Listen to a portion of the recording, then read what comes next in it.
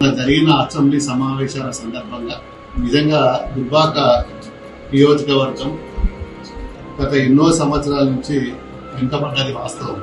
మరి ఎన్ని ప్రభుత్వాలు వచ్చినా గతంలో మా ప్రభుత్వం ఉన్నప్పుడు కూడా అది సరైన నిధులు రాలేదు. ఇది జగమెరిగిన సత్యం. మరి ఈరోజు గౌరవ ముఖ్యమంత్రి గారు రేవంత్ రెడ్డి గారిని కూడా నేను డైరెక్ట్ కూర్చొని 1 to 1 ఒక అర్ధగంట సేపు కూర్చొని సమస్యలన్నింటి మీద కూడా చెప్పడం జరిగింది.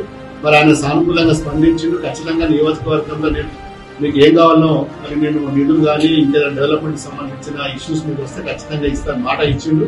మరి ఇప్పటికైతే మరి స్కిల్ యూనివర్సిటీ అని ఒకటి ఇంటిగ్రేటెడ్ హాస్టల్స్ మీద ఎడ్యుకేషన్ మీద కూడా 2 కొత్తగా స్కీమ్లు వచ్చినాయి. మరి దాంట్లో నాకు 2 కావాలంటే మరి ఇస్తా అని చెప్పి హామీ ఇచ్చిండు. మరి సీఎంఓ ఆఫీస్ నుంచి కూడా ఆదేశాలు కూడా కలెక్టర్ ఆఫీస్ కూడా ల్యాండ్ ఎక్విజిషన్ కోసం కూడా మరి ఆదేశాలు కూడా జారీ చేయడం జరిగింది.